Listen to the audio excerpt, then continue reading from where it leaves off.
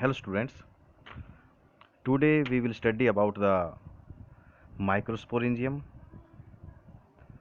microsporogenesis as well as the male gametophyte. So we starts from the microsporangium. The stamen is the male reproductive organ of the flower. Typically it consists of two more or less distinct parts, a lower style part that is filament and an upper fertile part that is the anther. The strile median part of the anther is known as connective. That is connective. Anther shows great variety in forms, but typically it is two-lobed, and the lobes are called the anther lobes. Each anther lobe has a pair of pollen sacs or microsporangia, that is pollen sacs or microsporangia. Castically, each anther has four microsporangia or four pollen sacs. That is, these are the four. More than four microsporangia in an anther is rare, but less than four is frequent. The young anther is a homogeneous mass of meristematic cells surrounded by epidermis. Some groups of hypodermal cells in each of the four corners, that is four corners, become distinguished from the surrounding cells by their large size, dense cytoplasm and prominent nuclei. These cells, that is these cells which are arranged in plate-like or crescent-shaped vertical rows form the archisporium of the anther. The number of archisporial cells varies in different taxa. For example, in Malvaceae and Asteraceae, there is only a single vertical row of archisporial cells, whereas in some Lamiaceae, such as Mentha, there is a layer of archisporial cells at each corner. The archisporial cells enlarge radially and divide periclinally, resulting into outer primary parietal cells and inner sporogenous cells. The primary parietal cells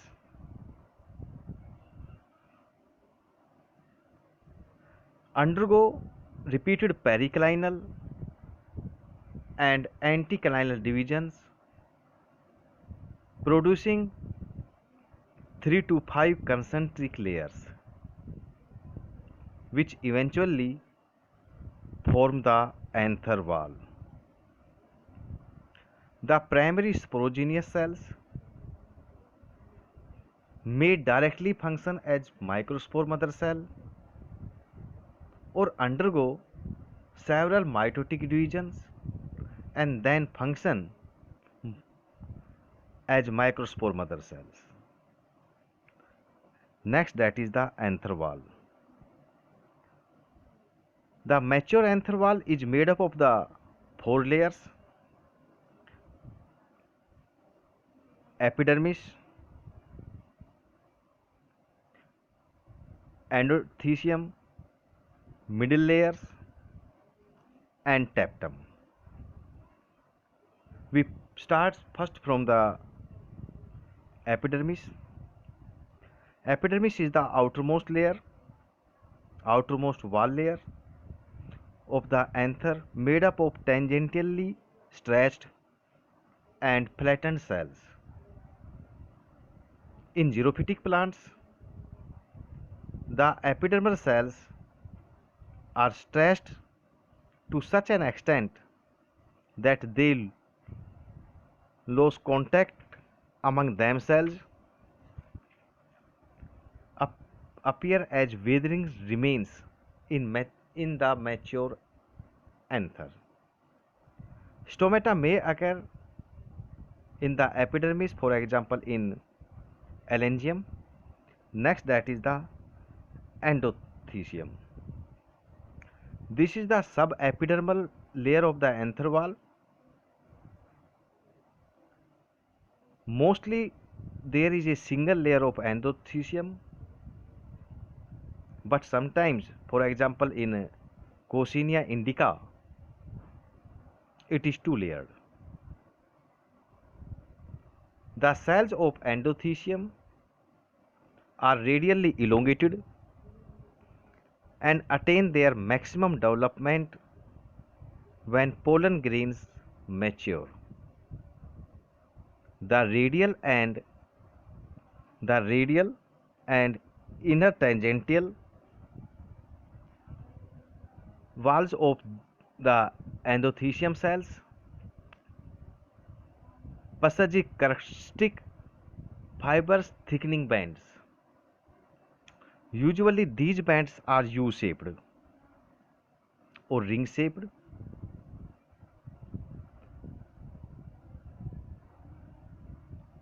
These bands are formed at the expense of the starch stored in endothelial cells. In those anthers which dehisce longitudinally, the endothelial cells at the junction of two pollen sacs of an anther lobe lack thickenings. In some Clistogamous species,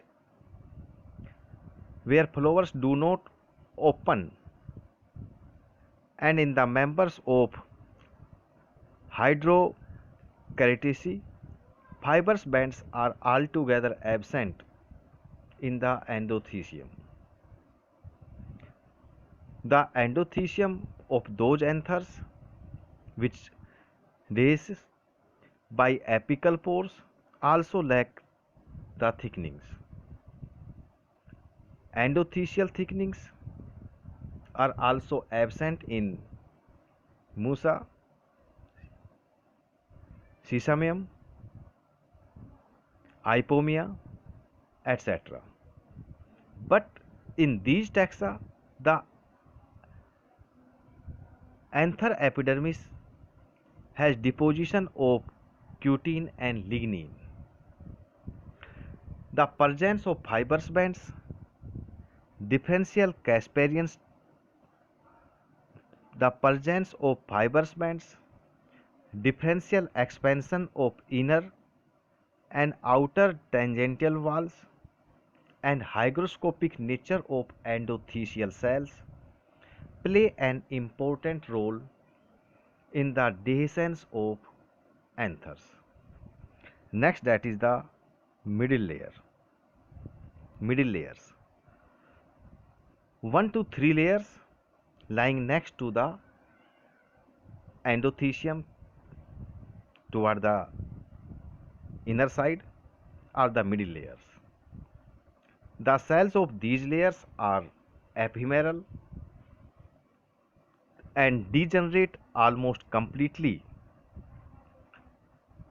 before the pollen mother cells undergo meiosis. Sometimes these layers degenerate soon after meiosis Occasionally, one or more middle layers may persist for indefinite period of time. For example, in Coccinea indica, ranunculus, Halopetelia, and Lilium. The outermost middle layer in the outermost middle layer in Gloriosa has endothecium-like fibrous bands. The middle layers may store food materials in some taxa, which is utilized by the pollen mother cells for their development. Next, that is the tectum.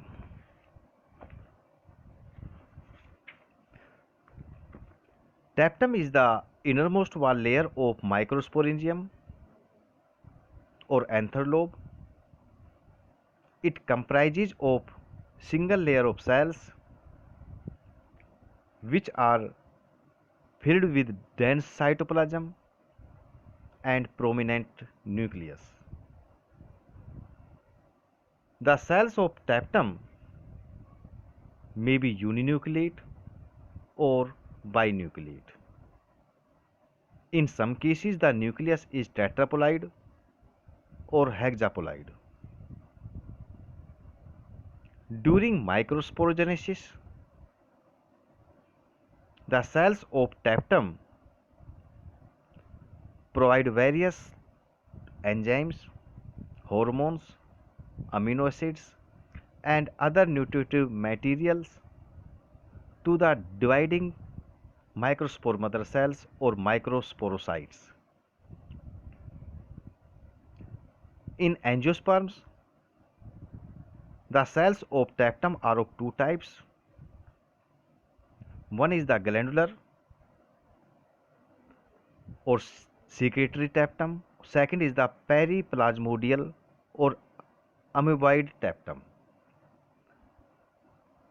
The glandular tectum, in this the cells of which secrete some substances towards the end of meiotic cell division in microspore mother cells. The tectal cells form proubisque bodies within the cytoplasm which pass out through the tectal cell membrane and coated with sporopollenin. Sporopollenin. These bodies are called ubisque bodies. UBISCH. Ubisque bodies. Ubisque bodies cause thickening of axine or responsible for the thickening of axine. Finally, the tectal cells break down at the time of pollen maturation. Second, that is the periplasmodial or amoeboid tectum. The cells of which break down early by dissolution of their walls so that the tectal protoplasts form a multinucleate periplasmodium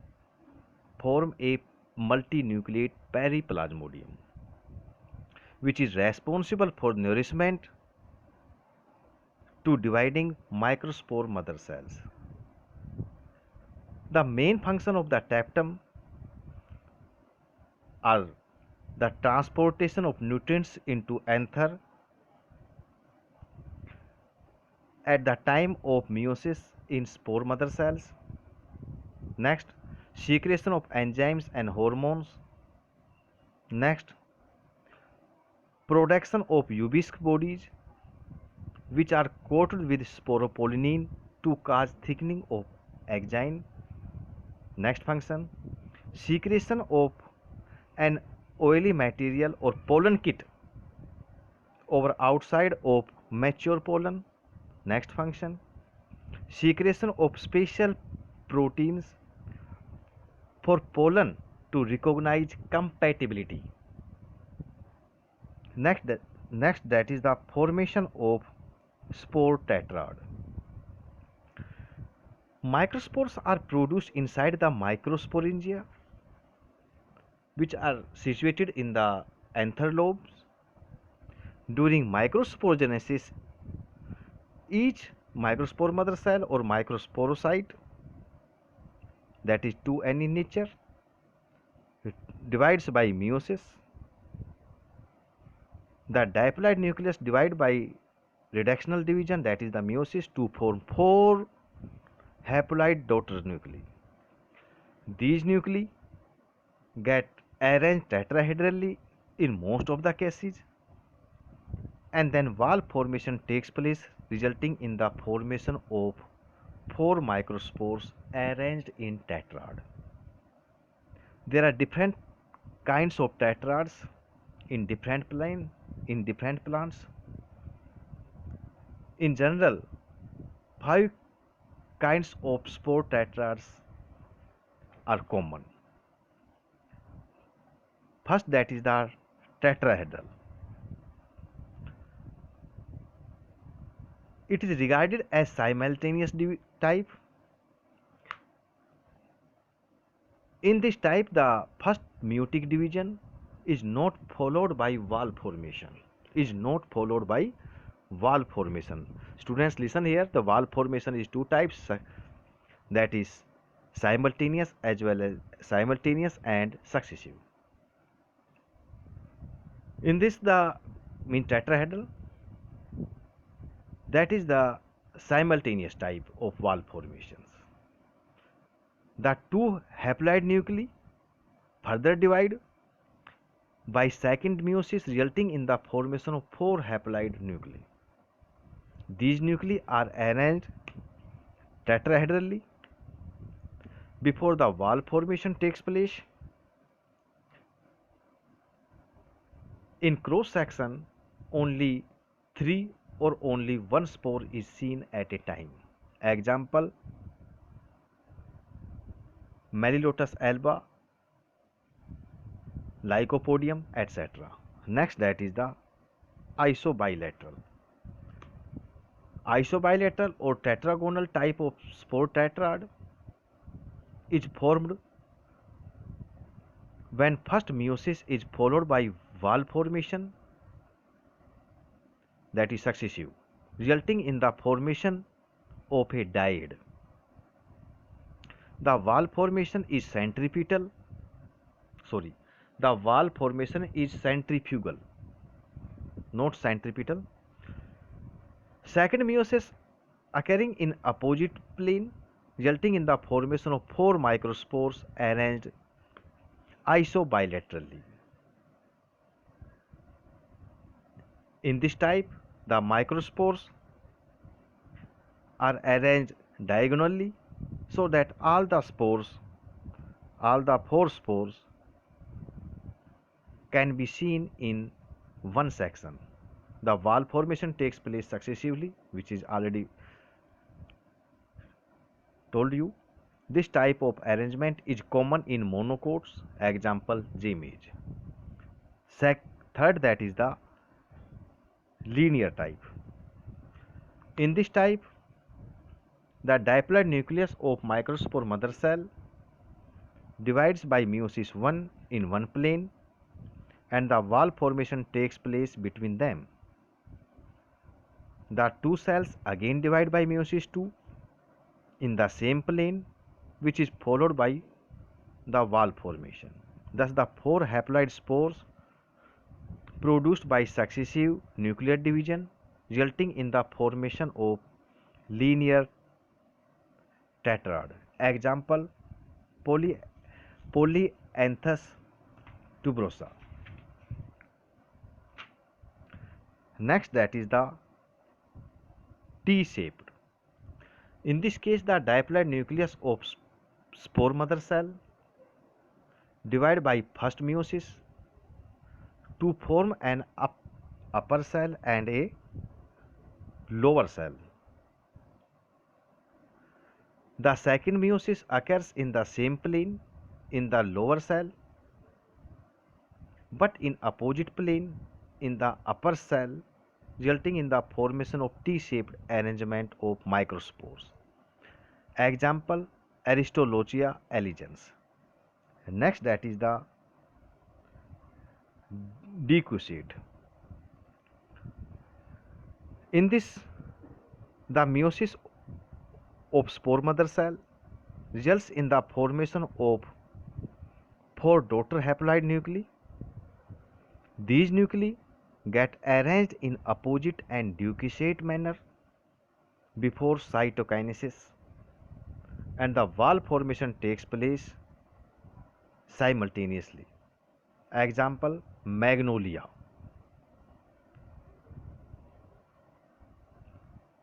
Fifth, next or last, that is the compound pollen grains. The microspores of a tetrad separate from one another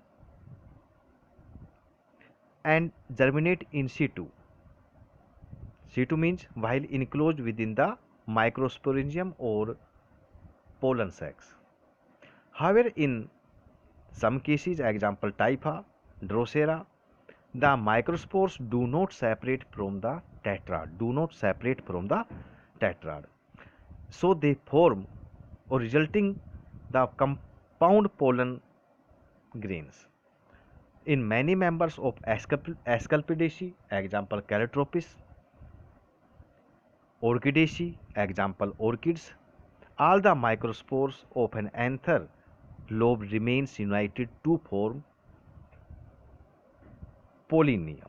Pollinium, that is like this. Next, that is the dehiscence of anther, dehiscence of mature anther. That is this. As the anther matures, the middle layers and the tapetum begins to disappear. The products of which are used up by the developing pollen grains. The ripe microsporangial wall thus consists of epidermis and endothecium. The sterile partition wall between the two pollen sacs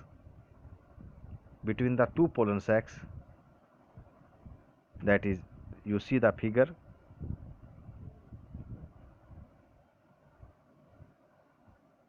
that is this.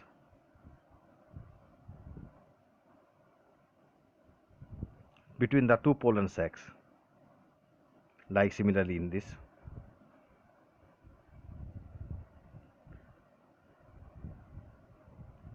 Dissolved, and the two pollen sacs of a side fuse together. As a rule, the ripe anther dehisces by means of two longitudinal slits like this. These slits appear along the line of fusion of the two pollen sacs. Sometimes the dehiscence of the anther takes place by transverse slits or by the terminal slits or pores, example in tomato, or by hinged, hinged, hinged valves, valves, as in barberry, like this.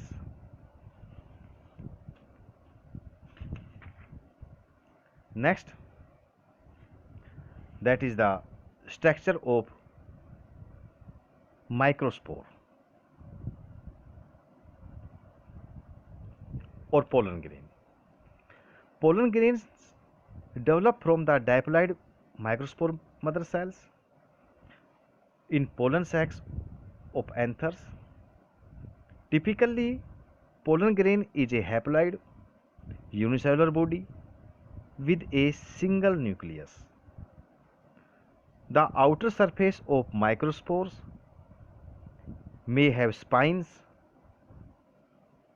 ridges or furrows,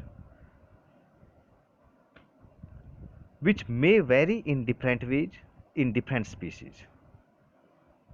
There may be oval ellipsoidal, triangular, lobed, or even crescent shaped pollen grains. The cytoplasm is surrounded by a two-layered wall. The outer layer is axine, which is thick and sculptured or smooth. Axine is either the uniform layer or gets differentiated into outer S-axine, that is this, and inner N-axine, that is N-axine or S-axine.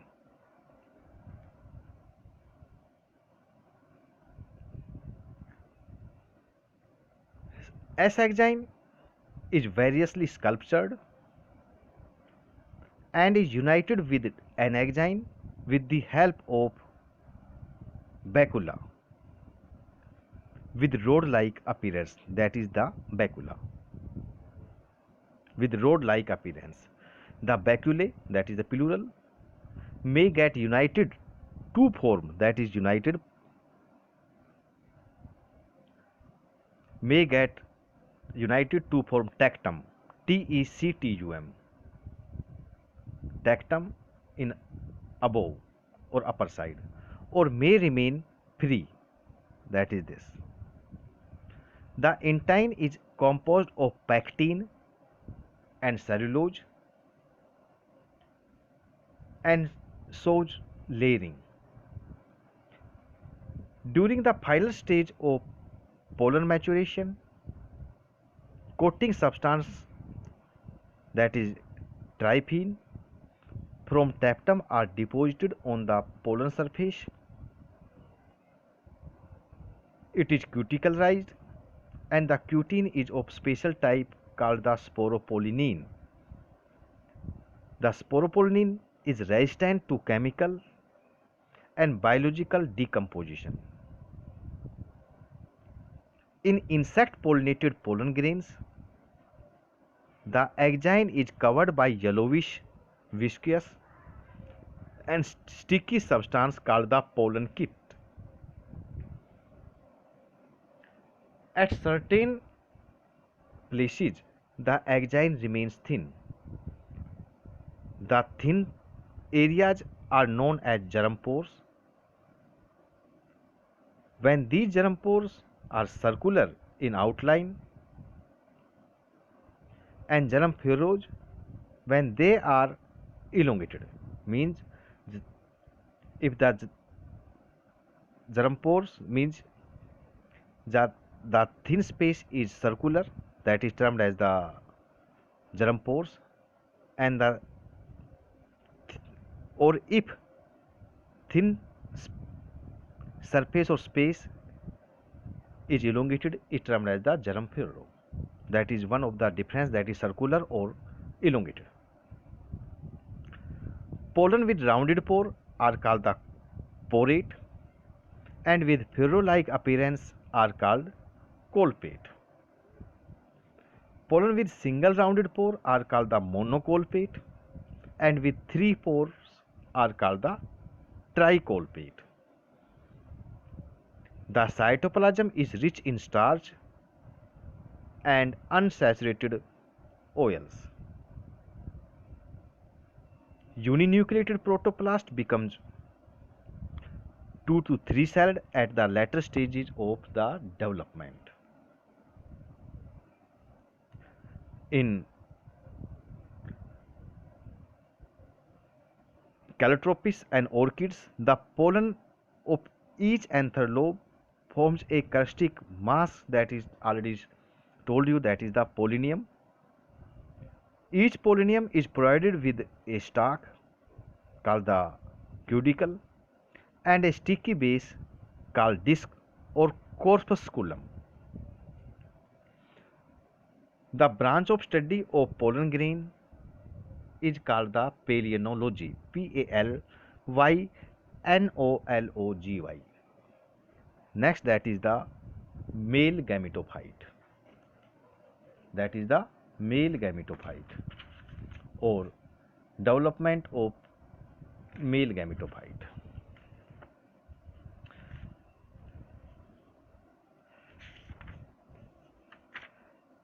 The development of male gametophytes at the two different stages, that is pre-pollination development, pre-pollination development, and second is the post-pollination development.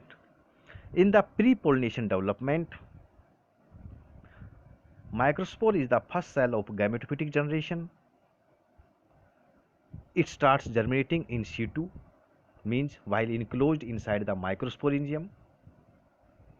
Such a development of male gametophyte is called the precocious, precocious, COCIOUS. The freshly formed microspore has rich cytoplasm with centrally placed prominent nucleus.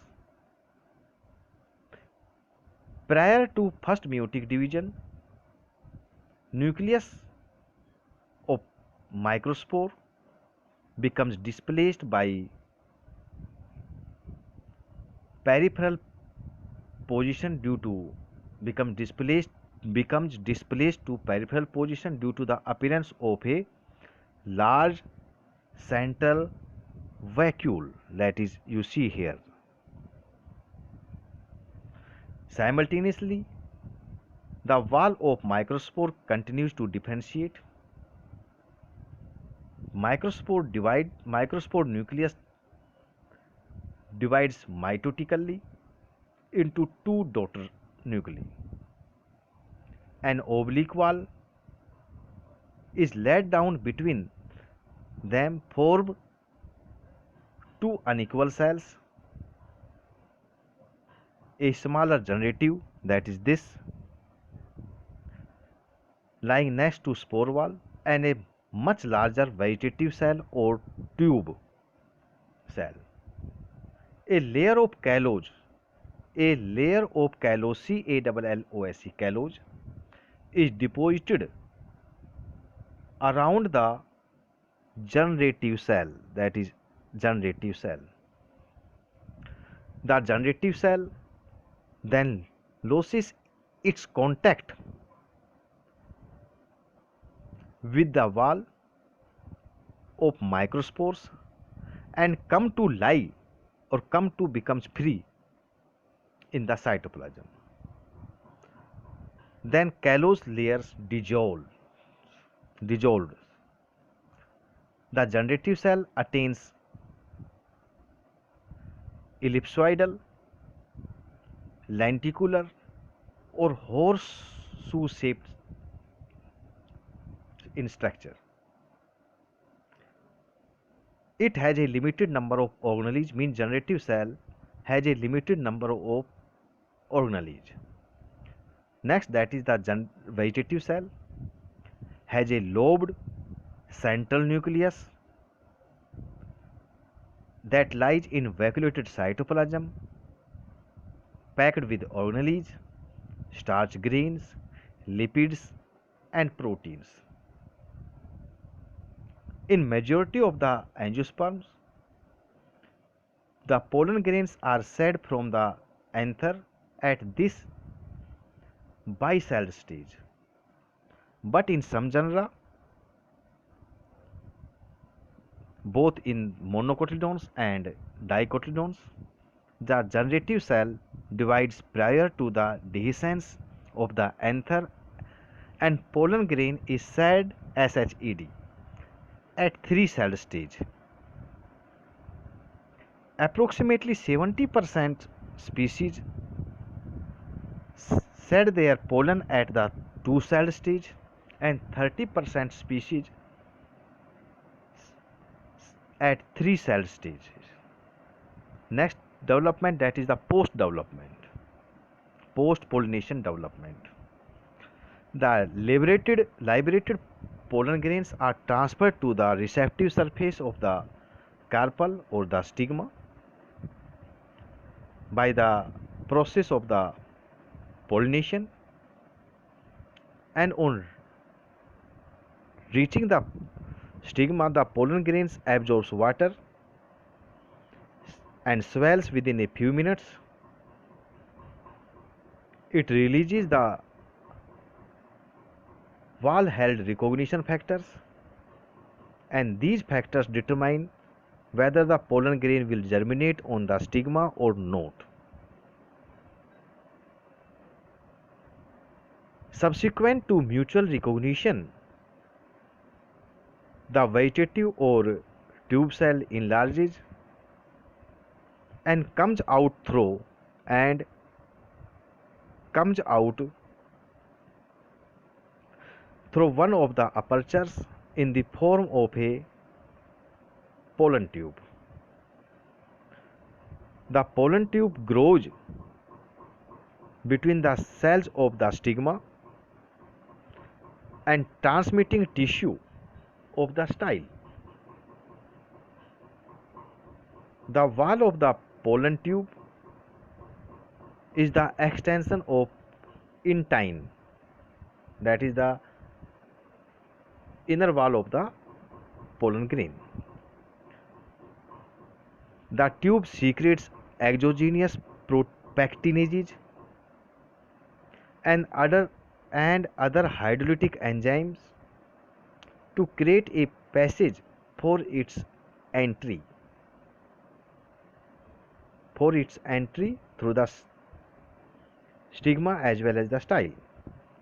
It absorbs nourishment from the transmitting tissue of the style.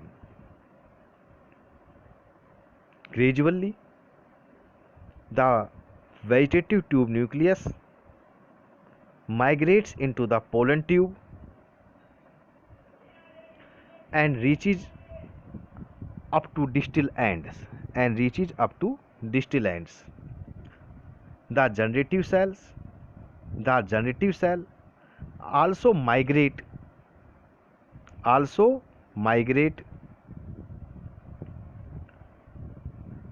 into the pollen tube. The protoplasmic content of the pollen grain flow up to the tip of the tube. The generative cell divides to form two male gametes, that is, these are the two male gametes. Each male gamete consists of a nucleus surrounded by a thin sheath of cytoplasm. It has also been reported or observed or noticed that a series of callose plugs, that is callose plugs, are formed at regular distances in the pollen tube to separate the older parts. The tube nucleus has no important functions and may degenerate. Students, the topic of the male gametophytes along with the microsporogenesis is now finished in this video. The next topic of the megasporangium will be studied in the next video. Thank you.